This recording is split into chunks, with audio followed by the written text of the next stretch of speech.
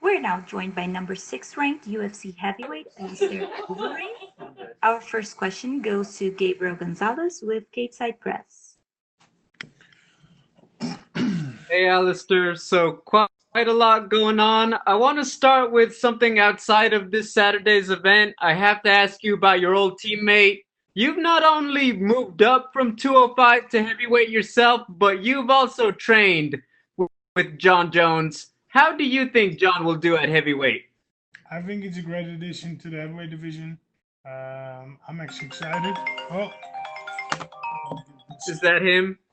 I don't know who this is, but I think I need to take this. 1 second. Hello? Hello?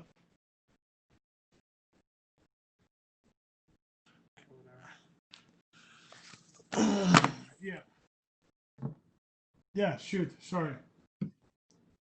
Jon Jones moving up to heavyweight. How Yeah, does I'm it feel? excited. Fresh blood. I train with him. He's very capable. He's tough. He's good.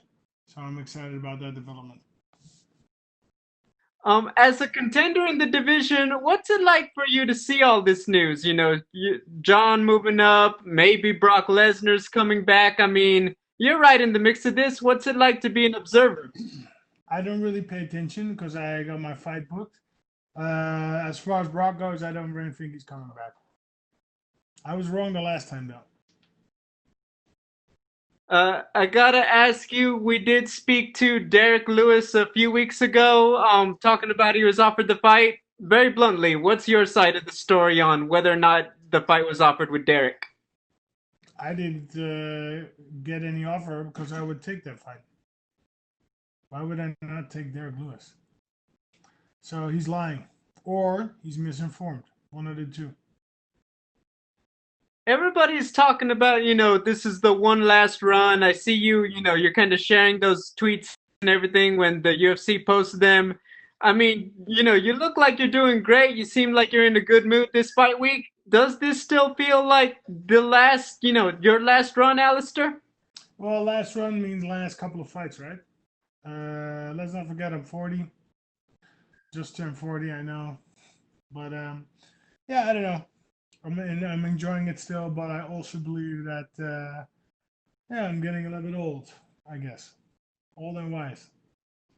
Is there anything you do in particular knowing it's your last few fights? Like, do you talk with the guys in the gym a little longer after training? Anything like that just to enjoy it? Not really, not really.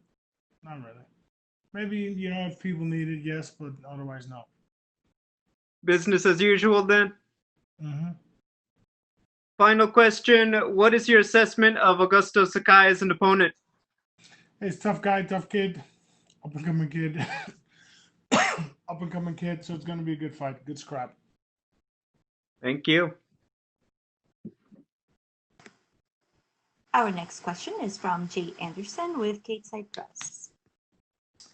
Thanks very much. And Alistair, first of all, I wanted to ask, I mean, the last fight with Walt was kind of a weird situation because you were basically the bad guy through no fault of your own. There's a big groundswell of support because of everything you'd been through. Is it kind of nice to just have a normal fight where everything's business as usual here? Well, I just see the sport anyways. So was it a bad guy? Maybe I was, but I kind of tried to approach the sport, and then it's not all that bad, I think. And absolutely, you're a total professional going in. It's just one of those situations, right? Augusto here, he's not a household name yet, but he's put together a really decent run in recent years. How familiar were you with Sakai heading into this? Um, I think I've seen him fight once or twice. Not too familiar, but yeah, up and coming guy, right? We need fresh blood, and he's one of those fresh guys, young guys coming up, tough, willing to fight anybody, anytime. So I'm actually excited about the fighting prospect, new blood. And I mean, over the course of your career, like you said, you just hit 40. You've been in the sport for a long time through multiple promotions. You fought essentially multiple generations of fighters in that time, and he's one of the new wave, I guess you could say. Have you seen differences between those waves of fighters and how they approach the sport, maybe how they train, the techniques they use? I think the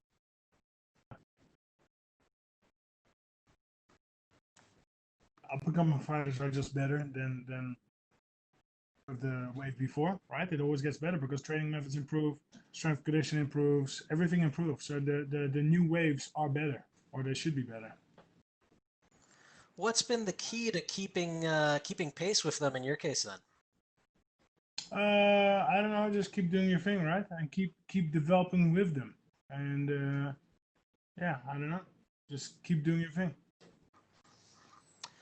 And I know you said you were excited for Jon Jones to arrive in the division, but as someone who is trying to work his way back to a title shot, is it frustrating at all that he could potentially jump the line, right into perhaps the winner of Stipe and Francis? I'm not too worried about that. I just focus on the task at hand. And with that being said, I just need to focus on winning my fights, and then I believe I'm gonna get what I want. If your career were to end without another shot at that title fight, would you feel it would be complete, or is this something that you're willing to stick around as long as it takes to get that one last shot? Nah, most likely I won't stick around as long as it takes. Probably gonna do a couple more fights, and then it is what it is. All right. Well, looking forward to them. Looking forward to the fight this weekend. Thanks very much. Thanks. Our next question goes to Danny Segura with MMA Junkie. You talked about how this is your last run at the title. How long do you expect that run to be? I mean, you get a victory here on Saturday. How far do you think you are from fighting for the belt? I think 1 or 2 wins away from a belt or an interim belt or whatever. And if you were to lose, like, would you want to keep fighting since it would be rough to find a sort of a path back to that last run, or is it something are you going to keep fighting until you lose? Yeah, I don't know yet, but most likely I'll finish on my contract. But we'll see. We'll see what happens. And right now, the heavyweight division is very interesting. Obviously, with Jon Jones moving up, Stipe being champion, you say after this it could be a fight or two, and you're up there. In your mind, who do you expect to fight for the belt if you get there? Who do you think will be champion? I have no idea. Right? Yeah, I have no idea. I've not even thought that far. Yeah. And does it give you some sort of focus? I mean, you're a veteran. You've been around the sport for a really long time. Knowing that this is the last run, has it given you sort of an extra focus, or sort of what's the feel knowing that sort of the end is near for your storied MMA career? Yeah, that's a good question. Yeah, what does it feel like? Yeah, I don't know. It will be a big shift, right? Because I've been competing for so long. It will be a big change for me to finally hanging them up. But I don't know. My focus has just been on regular stuff, training, getting ready for the fight, injury prevention. That's a huge one. But yeah, indeed, it will be a big change, and we're gonna focus on it. We're gonna have to focus on entirely new stuff, so that will be exciting.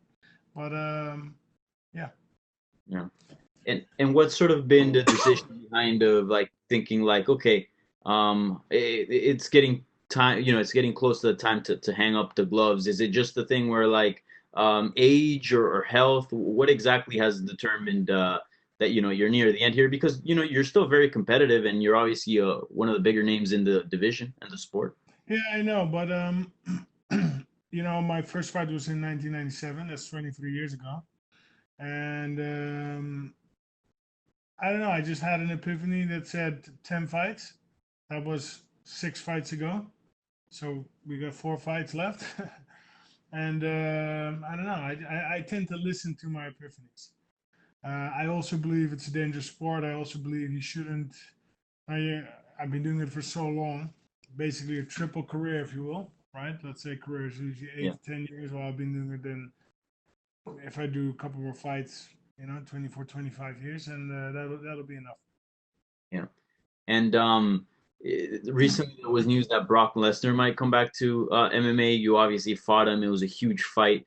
What are your thoughts on that? Do you think he actually comes back to MMA, and do you think it's a good idea? I mean, he's been away from the sport for such a long time. I mean, you've said it, you've witnessed the division evolve. Do you think it'd be a good idea for him to come back to mixed martial arts?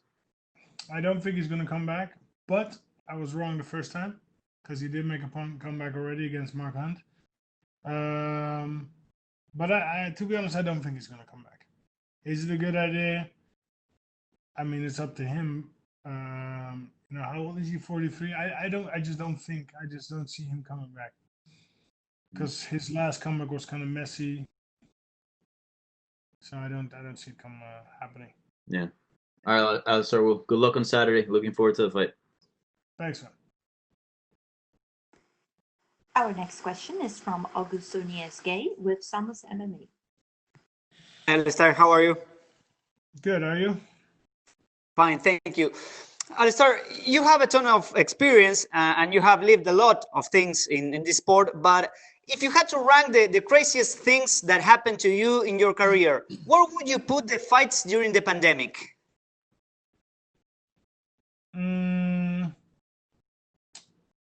The pandemic is not all that bad, right? Mm-hmm. Right now, it's kind of like business as usual. The only thing is there's no fans. It's a little bit more quiet and calm. In the beginning of the pandemic, it was kind of end of the world and everybody was panicking a little bit, but in the end, it was not all that bad, right? Compared to what the news made you believe it was going to be. So, where do I rate this? Average. It's right in the middle. Yeah. So you're getting used to. So you're getting used to this new normality in the fight week. Well, it is my second fight. It's a little bit different than last fight, May 16. But no, it's all good to me. I'm not. I'm talking. Okay, I'm talking about the fight. What you should watch out for Augusto Sakai? Well, he's dangerous. He puts a lot of pressure. He's like a tank. He can take a shot. So I just need to fight my fight, and I need to not fight his fight.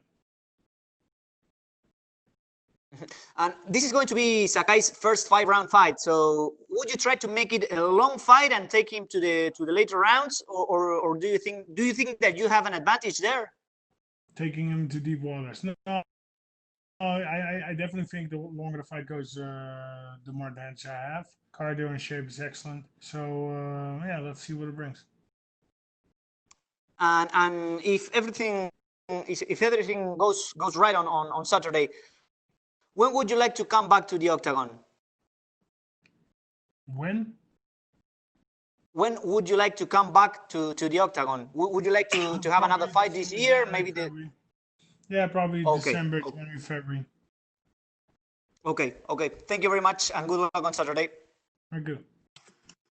And we'll take our last set of questions from Pablo Santamaria with Notima, Ecuador. All right. Hello, Alistair. How are you? Good. Are you? I'm fine. Thanks for asking. The first thing I want to ask you is, do you think you are better than Augusto in every area of the game, or do you think he's better in some areas? No. I think I'm better than him everywhere. But it's also about fight style. Style makes fights. I need to fight my fight. I need to do my thing. And then I have full confidence it will all be in my... it will be okay. Okay, you said that you've trained with Jon Jones, and if UFC offers you to welcome him to the heavyweight division, will you do it or not? Yes, I would do it. I think it's a great fight. I would feel honored. Okay, and what's your prediction for the fight? Knockout, decision, submission? I'll finish Augusto Sakai knockout or submission within 2 rounds. Okay, so you're a legend of the game, so would you like to send a message for your Latin American fans or your Ecuadorian fans that are training MMA so they can achieve what you've done in all your career? All right, to all my Latin American fans, I love your support and keep rocking. Okay, thank you very much, Alistair, and good luck on Saturday. All right. That's all we have for you today, Alistair. Thank you. All right. Peace, Kate.